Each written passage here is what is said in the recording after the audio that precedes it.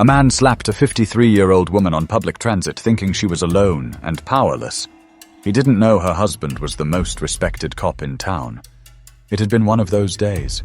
The kind where everything runs late and nothing runs smooth.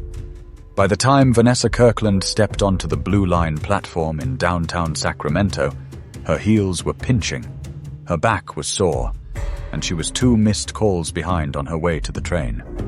It was nearly 6:15 p.m., and the sun had already started dipping low behind the old courthouse building. She glanced at her phone but didn't check the notifications. Not tonight. Vanessa was 53, sharp-minded, warm-voiced, and known for wearing 2 things without fail: her silver-framed glasses and her patience. She worked as a lead advocate at a non-profit legal center. Long days, emotionally draining cases, paperwork that never stopped. But she wouldn't trade it. Helping people, especially families stuck in a system they didn't trust or understand, was something she considered a responsibility, not a job. As the train pulled in, she stepped inside and scanned for a seat.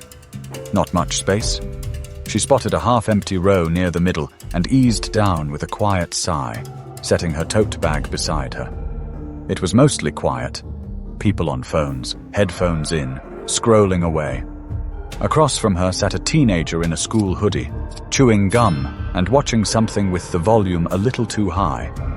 2 seats to her left, a couple of nurses still in scrubs chatted softly in Spanish. Nothing unusual. The train moved.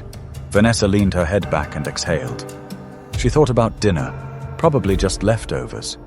Maybe she'd reheat that lentil stew. Or maybe just cereal and a long bath. Her mind drifted. But then came the voice.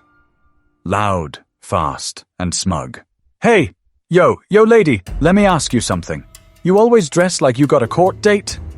She didn't move at first. Just opened her eyes slowly. Across the aisle, a man had gotten on at the last stop. Mid-20s, tall, wiry, and loud. Wore a sleeveless hoodie and had headphones around his neck like a prop. He was looking straight at her, grinning. Vanessa blinked once. Didn't say a word.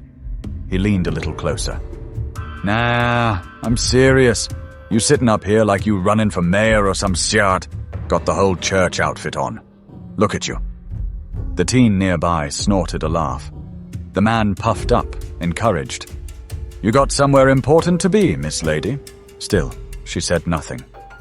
She adjusted her glasses, kept her chin up, and turned her head slightly to the window. But he wasn't done. He started pacing. Slow, calculated steps down the aisle, pointing at random passengers. See, people like her, they always act like they're better than you. Sit straight, look down, don't speak. Right? Think the rest of us are garbage or something. Now eyes were turning. A woman up front glanced back and then quickly turned away. A young man behind Vanessa reached for his phone. Subtle. Vanessa's heart didn't race. She had trained herself over years to remain calm in conflict. She knew this type. Bravado built on attention. A man who felt bigger when others looked small. She finally spoke. You should take a seat. Her voice was steady. Not loud, not scared, just firm. The man stopped. For a second, he seemed unsure. Then he tilted his head. Oh? You giving orders now? You got a badge or something? Vanessa didn't flinch. No, but you're making a fool of yourself in front of a train full of strangers. His grin faltered, just for a moment. Then he stepped in closer. Too close. But something changed in the car. People were watching now, more than before. There was tension, sure, but also expectation. Like everyone was waiting to see what came next. Vanessa sat still, eyes fixed on him, her hands folded in her lap. He smirked. You got a mouth on you. Let's see if you talk like that when I'm a little closer. But he didn't know who he was talking to, and he was about to find out the hard way. The train rattled forward, cutting through the city as if unaware of the rising pressure inside Car 7. The man, later identified as Kyle Dunham, age 26, with a record full of petty nonsense, stood inches from Vanessa now. His breath smelled faintly of malt liquor and mint gum. He leaned down, eyeing her like a child does an unblinking doll, waiting for it to blink first. She didn't. "You one of those strong, independent types, huh?" He spat. "Always got something smart to say when there's people around to protect you. But you on your own now, sweetheart." Vanessa gave the smallest of sighs. The kind that wasn't meant to show exhaustion, just disappointment. "I'm not on my own," she said. Kyle looked around dramatically. "Oh? Who got your back then?" He raised his voice. "One of y'all want to come save Grandma over here?" "No? Didn't think so." The word grandma cut deeper than he realized. Not because of her age, but because of what he meant by it. Like she was less. Like women got old and became invisible. Useless, laughable. Something to mock, not respect. Still, she didn't rise to it. "You're embarrassing yourself," she said softly. "That's what bullies do when they're scared." "You scared, Kyle?" He froze. "How you know my name?" He snapped. Vanessa leaned just slightly forward, her voice still calm. "You said it earlier. On the phone. Before you stepped on the train. That was a lie." He hadn't. But it rattled him, made him wonder what else she might have heard. "You crazy," he muttered. "Old and crazy." She turned back to the window. Not dismissively, just as if he didn't matter anymore. That was the trigger. Kyle's ego couldn't take the loss. The crowd wasn't laughing anymore. His show was failing, and something ugly twisted in his face. "What, you done talking now? All that mouth and now you scared?" Vanessa didn't respond, so he pushed her shoulder. Not hard, but enough to make it clear. This wasn't words anymore. The gasp from the back of the car was instant. Vanessa slowly looked up. Still composed, still quiet. "Kyle," she said. "This is your last chance to sit down and walk away with a little dignity." But Kyle wasn't thinking anymore. He was boiling. Embarrassed, exposed, and desperate to reclaim control. So he slapped her. The sound was sharp. Skin on skin. Her glasses shifted. Her head tilted slightly from the impact. Gasps turned into noise. People standing, phones lifting. Someone yelled, "Yo!" from the back. And Vanessa just blinked, then sat still again. She slowly adjusted her glasses, tucked a loose lock of hair behind her ear, then looked straight at him. "You just made a big mistake." Kyle, for a moment, looked unsure. His hand was still raised, his breath shallow now. "Who do you think you are?" he asked, quieter this time. She tilted her head. "You'll find out soon enough." 2 rows away, the young man who had been quietly recording suddenly stood up and walked to the back of the car. He had seen something in her eyes, something not shaken, not afraid. It made him move. Someone else whispered, "She's important. I think she's someone." Another voice, "Is that the chief's wife?" "That's the police chief's wife." And now Kyle was hearing the murmur. "What?" he said. "What y'all saying?" No one answered. But the mood in the car shifted. It had gone from outrage to recognition. This wasn't just a woman on a train anymore. This was somebody. Vanessa stayed still. Her cheek stung. Her hand trembled just a little in her lap. But she didn't let it show. Instead, she reached for her phone, opened a text, typed 5 words. "Call me when you can. Sent." Then she looked back up. Not at Kyle, but at the doors. The train was 1 stop away from Curtis Park Station, and that was all the time he had left. Curtis Park Station was less than 2 minutes away now, but for everyone inside that train car, time started to stretch. Nobody was talking anymore. Not really. There were whispers, murmurs, yes, but it was different now. Focused. Heavy. Kyle could feel it. He didn't like it. He stood in the center of the aisle like he had something left to prove, but his eyes darted more now. He looked at the passengers who wouldn't meet his gaze. He looked at the people filming and hated that they weren't laughing. They weren't scared of him either. Not anymore.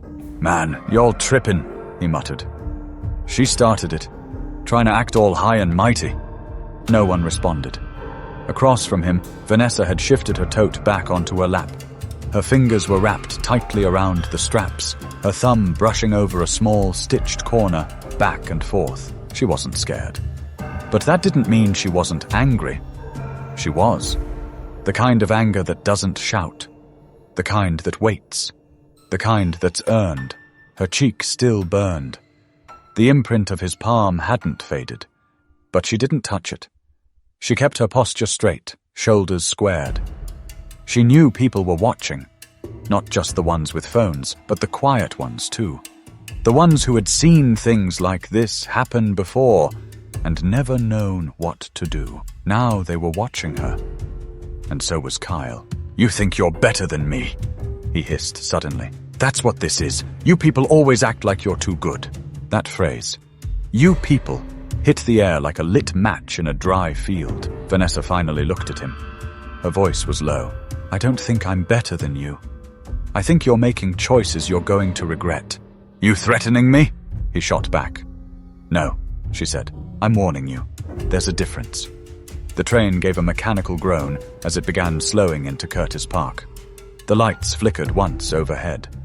Kyle turned toward the door, fidgeting. A woman 2 seats down whispered something to her boyfriend. He nodded. Subtle. Moved his hand into his jacket pocket. A badge. Off-duty officer, just waiting for the signal. And then, Kyle turned back one last time. "You ain't nothing but a loud mouth in a skirt," he spat. "Nobody gonna save you." And with that, he reared his hand back again. But this time, someone moved. Not Vanessa. Not the off-duty cop. A man from the far end of the car. Tall, bearded, construction vest still dusty from work, stepped forward fast. His hand gripped Kyle's wrist mid-swing and yanked it down. "You try that again and I'll break your arm," the man said. Calm. Mean it. Kyle tried to pull away but couldn't. The man was stronger. Steadier. "You done?" he asked him. Kyle cursed, pulled back, stumbled toward the opposite wall of the train. He looked like a cornered animal now, snarling more out of panic than pride. Vanessa stood up. Not fast, not dramatic, just steady. She looked around the car, at the woman holding her phone, at the young man in the hoodie, at the kid in the back pretending not to care. Then she looked at Kyle. "I'm not going to press charges for what you just did to me," she said, loud enough for everyone to hear. "But someone will. Someone always does. And when they do, I hope it's on camera." The train hissed as the doors opened. Curtis Park Station. Light poured in from the platform. And standing on that platform, flanked by 2 plainclothes officers, was Darius Kirkland. He wasn't in uniform. Didn't need to be. Black button-down shirt. Slacks. Clean, serious. He stepped on the train. No one said a word. Kyle looked at him, confused. "Who?" "Get off the train," Darius said flatly. Kyle didn't move. Darius took 1 step closer. "Now."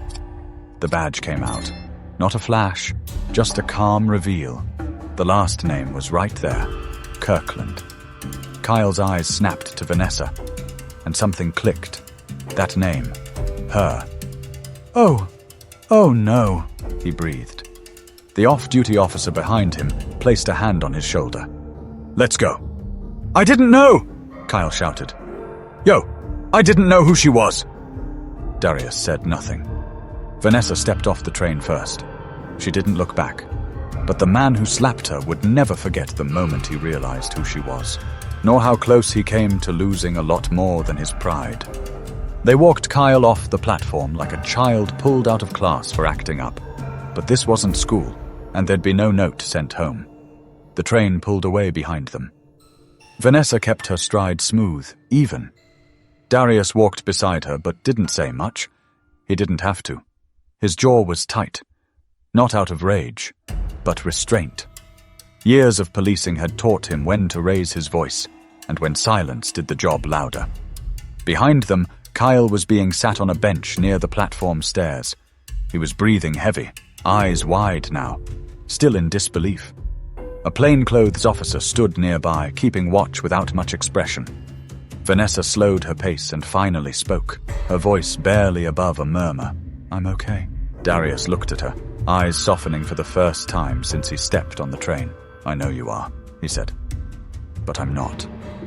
He paused. "I watched that whole video before I got here. First text that came through was from Naomi Simmons. Remember her? From Housing Court?" Vanessa nodded once. "She saw it happen in real time, sent it to me with just 4 words. 'Is this your wife?'" Vanessa let out a breath that sounded half like a laugh, half like tired relief. "You should have seen the kid in the 3rd row," she said. "He tried to make himself invisible the moment that boy started getting loud. Looked just like Darren when he used to pretend to sleep to avoid chores." Darius chuckled.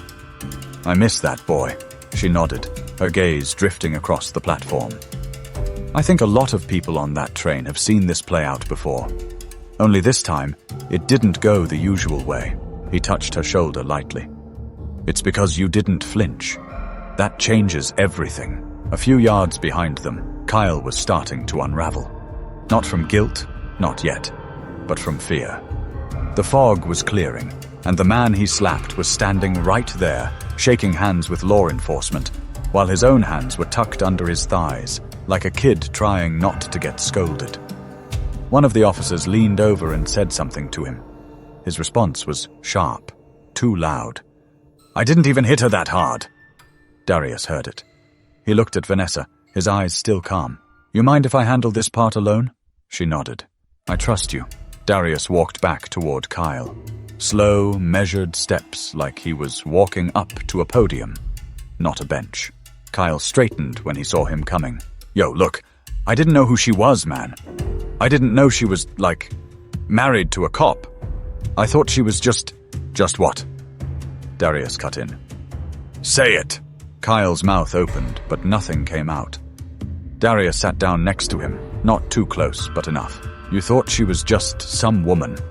On her own. Easy target." Kyle's lips twisted, searching for a defense. She was mouthing off. "No," Darius replied, his voice cool. "She was showing you what restraint looks like.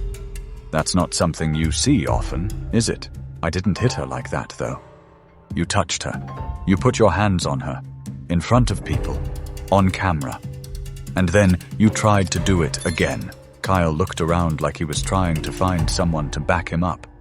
But the platform had cleared. Nobody was coming to save him. Nobody ever did for people like Vanessa. That was the point. "You're lucky," Darius continued, "because she's giving you grace that most wouldn't. But don't confuse that with weakness." Kyle looked down. His bravado had shriveled into something smaller.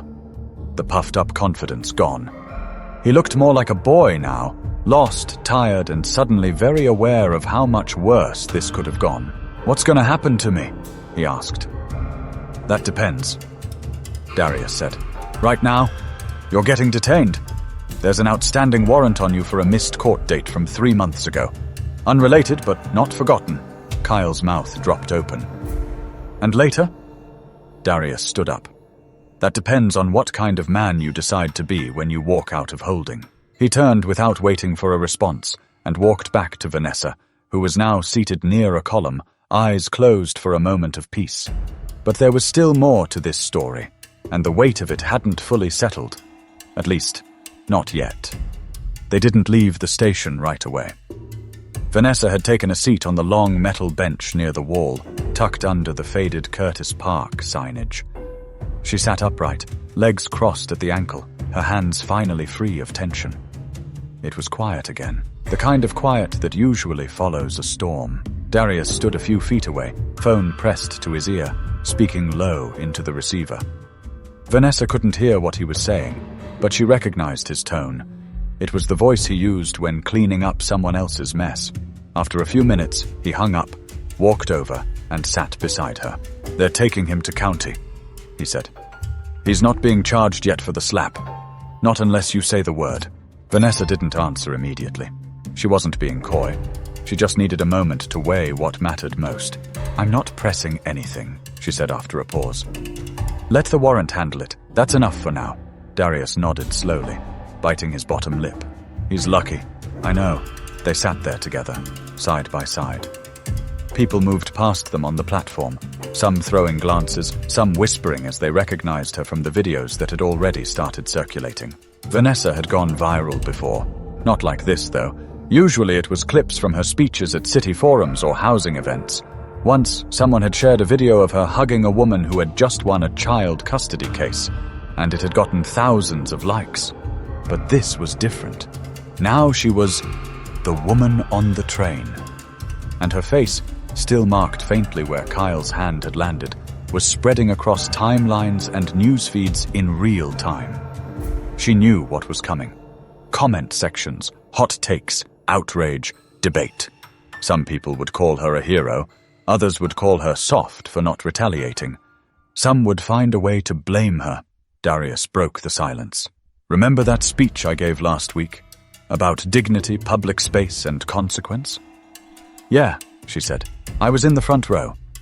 I said every citizen deserves to move through their city without fear. That is the baseline, not the luxury. She nodded. He went on. When I said that, I was thinking about everyone. Kids walking to school, grandparents catching the bus, teachers, nurses, grocery clerks.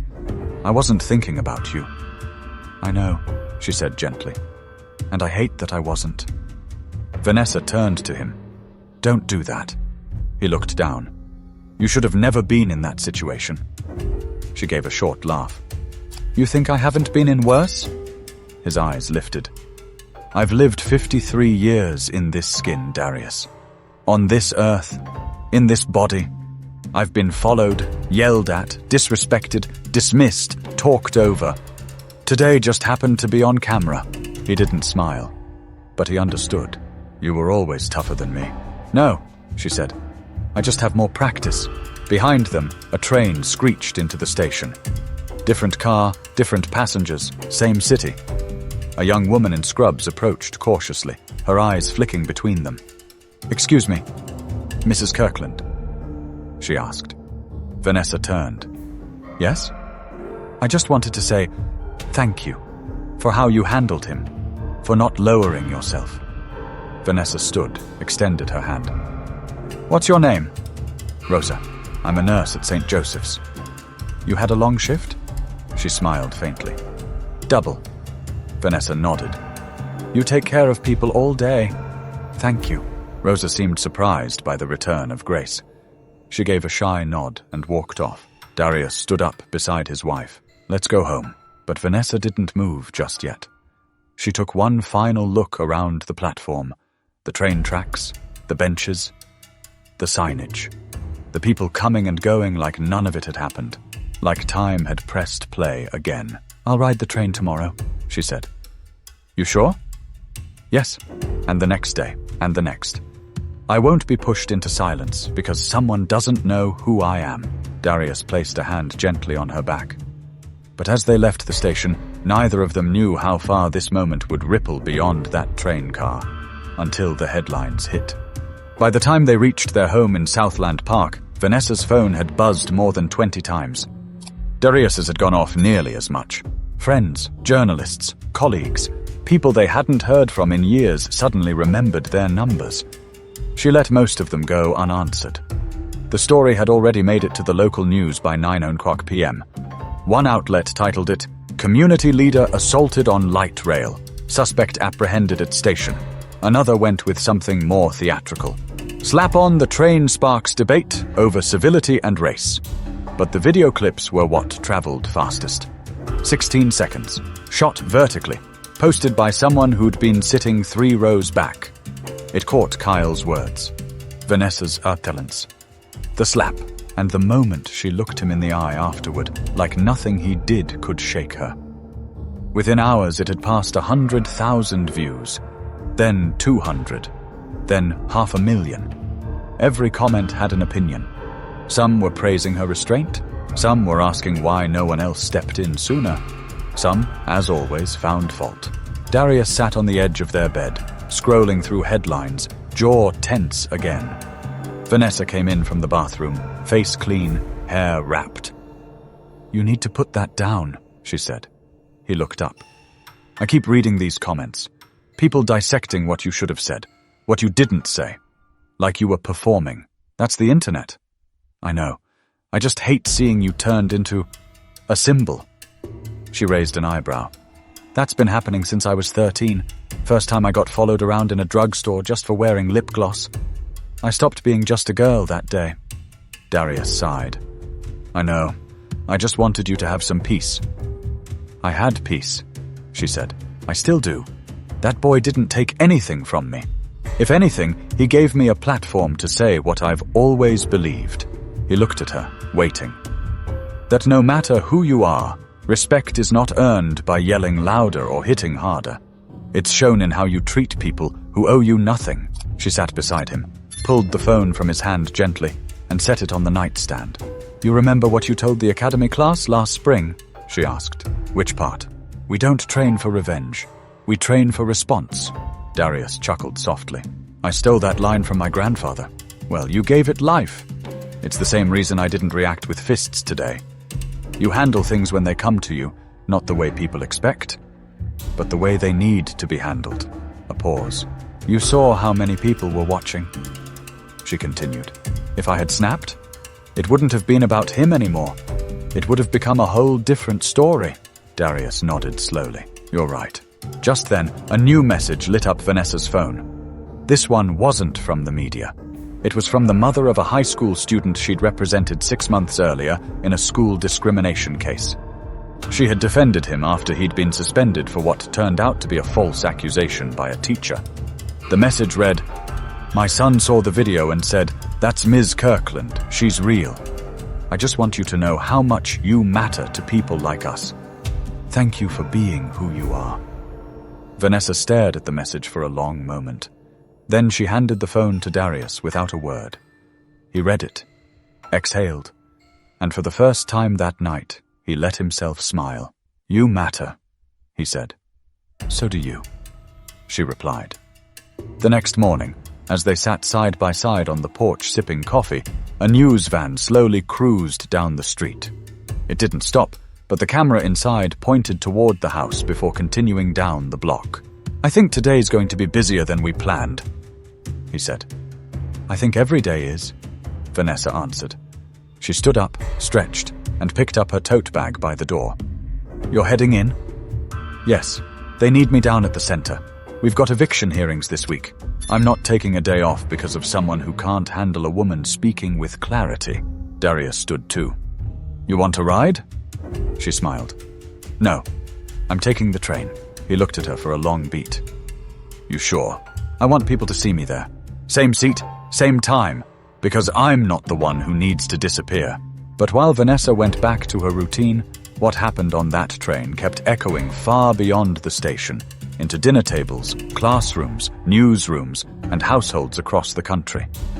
In the days that followed, the footage of Vanessa Kirkland circled newsrooms, courtrooms, break rooms, and barbershops.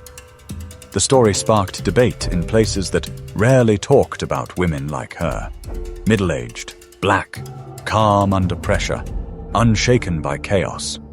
Podcasts discussed it. Local panels weighed in. National anchors tried to frame it neatly, as if it fit into some pre-written box about race, gender, and power. But nothing about it was neat. That's what made it resonate. And through it all, Vanessa kept showing up. Same train, same seat if it was open. Every time someone recognized her, a nod, a whispered thank you. Once an older man approached her just to say, I saw what happened, and I showed my granddaughter, told her, this is how you carry yourself in a storm. But she wasn't looking for praise. That's what made it stick. She'd been through storms before. The world just hadn't been filming. The city held a forum 2 weeks later. Public safety, transportation, law enforcement relations. The hall was packed. Darius was asked to speak. Everyone expected him to talk about crime stats and new patrol strategies. Instead, he told the story of the train. I wasn't there when it started, he said, standing at the podium. I wasn't sitting next to her. I didn't see the look in his eye or the way she stayed still while others stayed silent. But I was there when it ended. And what I saw wasn't just my wife. It was a person with restraint, strength, and a level of control most of us only talk about in theory. He paused, looked out at the crowd. What she did was bigger than just protecting herself. She showed people that standing your ground doesn't always mean throwing a punch. Sometimes it means staying upright when someone else is trying to drag you down. Vanessa didn't speak that night. She sat in the second row, wearing a navy blazer and black slacks, hands resting on her lap, watching, listening, knowing. Later, as they walked back to the car, a young reporter approached. Nervous, holding a mic in one hand, a phone in the other. "Mrs. Kirkland," he said, "do you consider yourself a symbol of anything after what happened?" She looked at him. "I'm not a symbol," she said. "I'm a woman. I was tired. I was riding the train home. And someone thought that gave them permission to treat me like I didn't matter. But the way you handled it, people are calling it powerful." She didn't flinch. "What's powerful," she said, "is learning how to keep your peace in a world that keeps trying to take it." He started to ask another question, but she raised her hand gently. "That's all," she said. "Have a good evening." She and Darius walked off into the night. And the story, while no longer fresh in headlines, never really disappeared. It lived in conversations between friends, in classrooms when teachers used it as a real-world lesson, in quiet thoughts held by people who remembered how they felt watching it happen, how it made them think about their own reactions, their own silence, their own dignity. Kyle Dunham was arraigned 3 days after his arrest. The court cited his prior charges and ordered a 30-day hold pending further investigation. Vanessa never showed up in court. She said what she needed to say already. The legal center where she worked saw a rise in support after the incident. Donations came in. Volunteers signed up. Some of them mentioned the video. Most of them didn't. They just wanted to be part of something that didn't rely on noise to be effective. And Vanessa?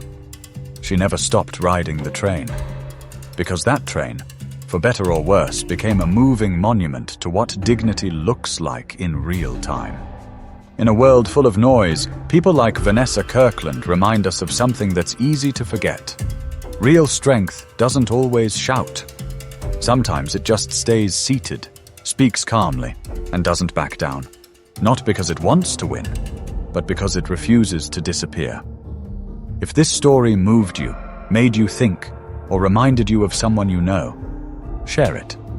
Subscribe for more true-to-life stories like this one, where quiet power speaks louder than violence, and justice comes in more ways than one. Because you never know who you're sitting next to on the train.